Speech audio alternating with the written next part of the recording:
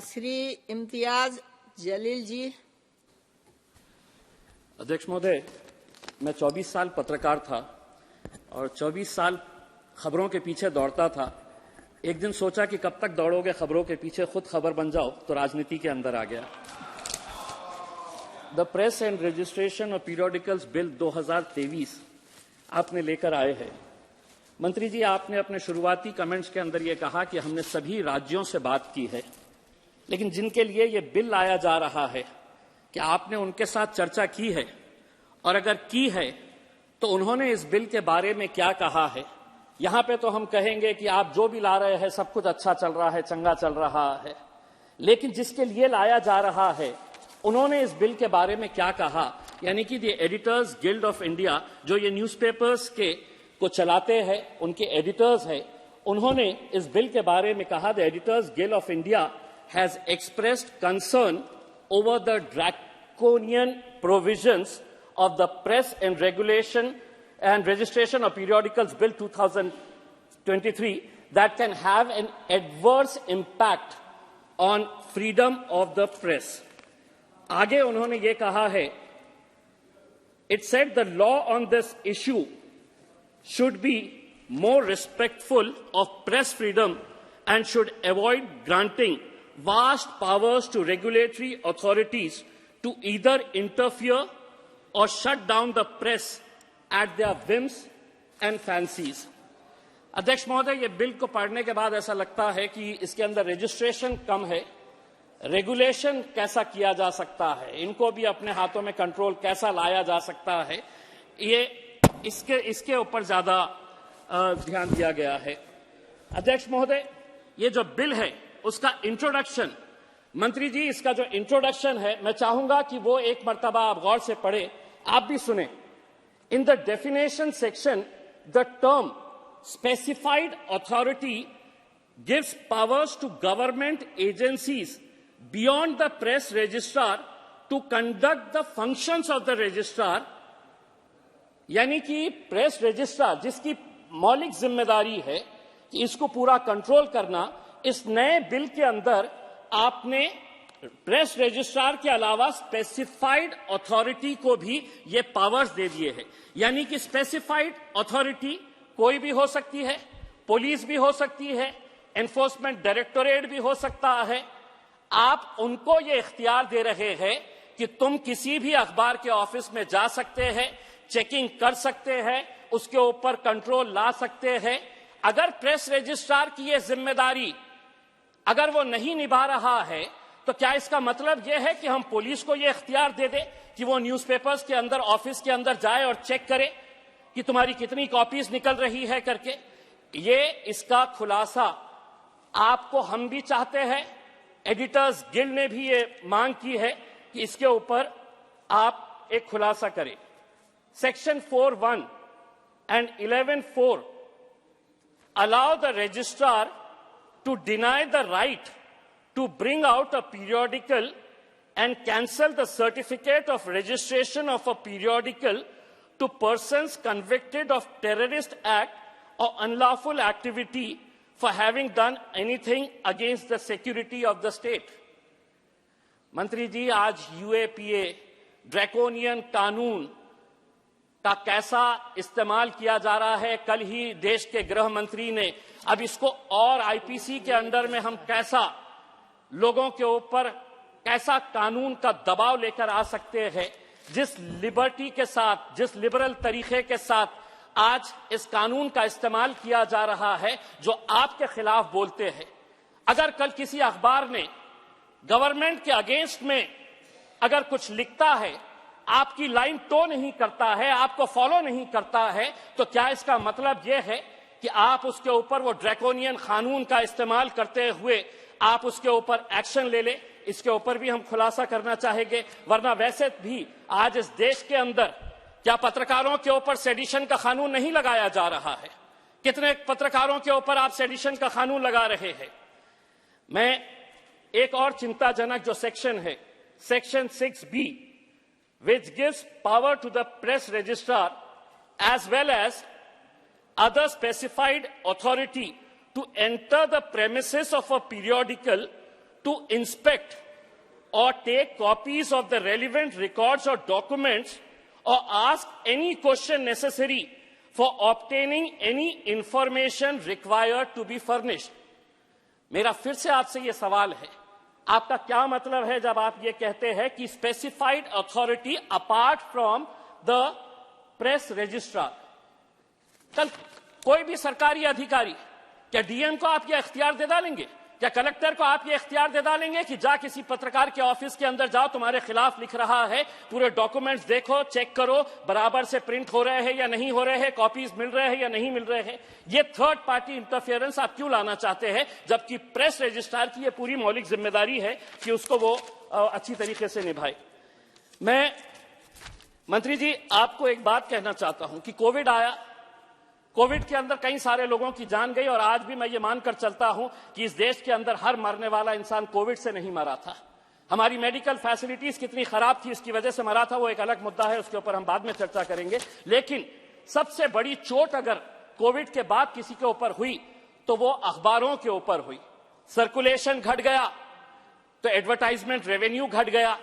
अब ऐसे हालात के अंदर ये आपकी और सरकार की जिम्मेदारी थी कि उन अखबारों को जिंदा कैसा रखा जाए। तो आपने क्या किया कि डीएवीपी का जो बजट 800 करोड़ रुपए का था, उसको 160 करोड़ रुपए के ऊपर लेकर आ गए। और मैं समझता हूं कि सबसे ज्यादा अगर नुकसान किसी का हुआ है तो उर्दू भाषिक जो अखबार निकलते थे वो पूरी तरह से खत्म हो गए हैं। मैं तो चाहूंगा कि आप ये आंकड़ा ये बताए देश को कि कोविड के बाद कितने अखबार, कितने रीजनल लैंग्वेजेस के अंदर, चाहे वो मराठी के अखबार हो सकते हैं, चाहे वो उर्दू के अखबार हो सकते हैं, या कन्नड़ा, तेलुगु, कोई भी भाषा के जो अखबार थे, कितने अखबार बंद हो चुके हैं। और ये दुनिया भर में हुआ, लेकिन दूसरे कंट्रीज ने अपने अखबारों को जिंदा रखने के लिए उन्होंने अपना पैकेज दिया, एडवर्टाइजमेंट्स का उनको ये बजट उनको बढ़ाकर दिया है। हमने उल्टा बजट हमने घटा दिए है। दूसरी बात यह है कि अगर ये रीजनल लैंग्वेजेस खत्म हो जाएंगे, बंद हो जाएंगे, तो आपकी जो सरकारी स्कीम्स है कि हम अगर जीत कर आ गए मध्य प्रदेश और राजस्थान के अंदर, तो इम्तियाज जलील महाराष्ट्र के अंदर 1120 रुपए के अंदर गैस का सिलेंडर लेगा। लेकिन मोदी की गारंटी राजस्थान के अंदर और मध्य प्रदेश के अंदर है कि अगर हम जीत कर आ गए तो हम 450 रुपए में देंगे। ये लोगों तक आपको पहुंचाना पड़ेगा, और वो रीजनल लैंग्वेजेस के जरिए ही। अगर रीजनल लैंग्वेजेस के वर्नाक्युलर डेलीज अगर खत्म हो गए, बंद हो गए, तो आप सरकारी स्कीम्स वहां पर कैसे पहुंचा सकते हैं? इसके अंदर पब्लिशर और प्रिंटर का भी जिक्र किया गया है। मंत्री जी एक बहुत अच्छा उदाहरण मैं देना चाहता हूं। अध्यक्ष महोदय आप सुनिए, मेरे औरंगाबाद शहर के अंदर एक लड़की पिछले कई सालों से रिसर्च कर रही थी, पीएचडी के लिए। वो रिसर्च करी, उसको पीएचडी मिल गया। जो उसकी थीसिस थी, वो थीसिस किसी ने चुरा ली, उसकी बुक बनाई ना, उस बुक के ऊपर ना पब्लिशर का नाम है ना प्रिंटर का नाम है। और आप हैरान होंगे, ये बुक मेहनत बेचारी उस बच्ची ने की, और वो बुक पूरे दुनिया के जितने भी इंटरनेशनल लेवल के बुक स्टोर्स है, जिसके अंदर अमेज़न है, वॉलमार्ट है, ईबे है, वर्ड टू वर्ड उस बच्ची का थीसिस कॉपी करके उन्होंने एक किताब बनाए। उस किताब के अंदर ना पब्लिशर का नाम है ना प्रिंटर का नाम है, और ये बुक 5,000 रुपये से 10,000 रुपये आज भी वेबसाइट के अंदर। वो बच्ची बेचारी जब पुलिस के पास गई, कॉलेज में गई, यूनिवर्सिटी में गई कि ये मेरी मेहनत है, एक एक वर्ड टू वर्ड पूरा कॉपी करके, तो पुलिस को खुद नहीं पता है कि हम वॉलमार्ट तक कैसा पहुंचे, हम अमेज़न तक कैसा पहुंचे। तो इसके बारे में ये जो कॉपी राइट जो है, वो कॉपी राइट अगर कोई पब्लिशर ऐसे ही कर देगा, बेचारी बच्ची का मेहनत यहां से खत्म हो जाएगी। दूसरा यह है, मैंने जैसा आपको यह बताया है, अभी एक साहब ने कहा कि कुछ अखबार जो है वो संसदीय भाषा का इस्तेमाल नहीं करते हैं। उन्हें करना चाहिए, बिल्कुल करना चाहिए। मैं भी पत्रकार था, लेकिन पहले हमारे संसद सदस्यों ने भी यह सोचना चाहिए कि संसद के अंदर क्या हम संसदीय भाषा का इस्तेमाल कर रहे हैं, और अगर नहीं कर रहे हैं तो उसके खिलाफ हम क्या कर रहे हैं, ये भी आपने बताना चाहिए। इस बिल के अंदर मैं मंत्री जी आपसे पूछना चाहूंगा, ये इसके बारे में क्यों नहीं जिक्र किया गया है कि आज हम जो डिजिटल मीडिया बहुत तेजी से बढ़ रहा है, अगर इसको कॉम्प्रिहेंसिव बिल अगर लेकर आना है तो आप इसके अंदर जो आज यूट्यूब चैनल्स, अध्यक्ष महोदय आपके भी शहर के अंदर कितने सारे यूट्यूब चैनल शुरू हो गए होंगे करके, अखबारों से ज्यादा अब हम फेसबुक व्हाट्सएप के ऊपर देख लेते हैं कि क्या खबर आई, किसी को इंटरव्यू देने का है तो हम, लेकिन क्या इसको हम रेगुलेट कर पाए हैं? कौन ले रहा है इसकी जिम्मेदारी? क्या कोई रेगुलेशन है इसके लिए? कोई रेगुलेशन नहीं है। कोई भी उठता है, आता है कि कल के दिन मैं है तो अपना यूट्यूब चैनल स्टार्ट कर रहा हूं, स्टार्ट कर देता है। आप इसको भी इस बिल के अंदर अगर लेकर आते तो मेरे हिसाब से बहुत अच्छा होता। मैं आपसे अनुरोध करना चाहूंगा मंत्री जी, महाराष्ट्र ने तकरीबन 20,098 पब्लिकेशंस है, जिसमें तकरीबन 7,000 महाराष्ट्र के अंदर उर्दू अखबार है। और ये अगर अखबारों को अगर जिंदा रखना है तो मैं आपसे सिर्फ इतना कहना चाहूंगा कि आपकी सोच जो है वो उर्दू के ताल्लुक से, अध्यक्ष महोदय, ये बड़े अफसोस के साथ कहना पड़ता है कि इस देश के अंदर हमने जबानों को भी मजहबों के साथ जोड़ना शुरू कर दिया। और हम ये समझते हैं कितने ऐसे सदस्य होंगे जो पुराने 60, 70, 80 साल के, कि जो उर्दू में पढ़े हैं, उर्दू लिखते हैं, अच्छी तरह से जानते हैं, लेकिन आज उर्दू को एक मजहब के साथ जोड़ दिया गया है। इसलिए मंत्री जी, एक शायर है, उस शायर ने उर्दू के ताल्लुक से और अखबारों की क्या हालत हो रही है, उर्दू की क्या हालत हो रही है, इकबाल अशर नाम के एक शायर ने इस पूरी जबान को किस तरीके से आज दरकिनार कर दिया गया है। एक 4 लाइन है, मैं आपको सुनाना चाहता हूं। इकबाल अशर नाम का शायर है मंत्री जी, सुनिए गौर से। उर्दू है मेरा नाम, मैं खुसरो की पहेली, क्यों मुझको बनाते हो तासुब का निशाना। तासुब मतलब भेदभाव। क्यों मुझको बनाते हो तासुब का निशाना, मैंने तो कभी खुद को मुसलमान नहीं माना। देखा था कभी मैंने भी खुशियों का जमाना, अपने ही वतन में हूं मगर आज अकेली। उर्दू है मेरा नाम, मैं खुसरो की पहेली। अध्यक्ष महोदय, इन जबानों को जिंदा रखने की जिम्मेदारी, अखबारों को जिंदा रखने की जिम्मेदारी आपकी है। ये बिल मैं समझता हूं कि प्रेस फ्रीडम की आजादी को कुचलने का, खत्म करने का एक जरिया है। आपने बहुत सारे इंस्टीट्यूशंस अपने कब्जे में ले लिए हैं। मीडिया भी तकरीबन मेजॉरिटी ऑफ द मीडिया वो आपके हाथों में आ चुका है।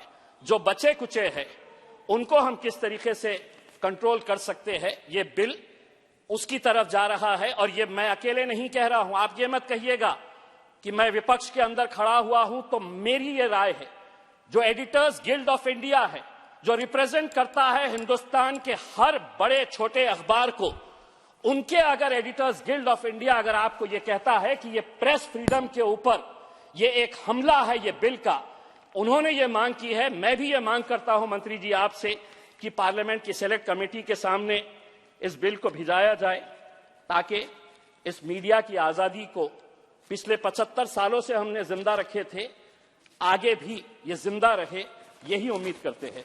Thank you very much. धन्यवाद। चलिए, श्री रमेश बिदुरी जी।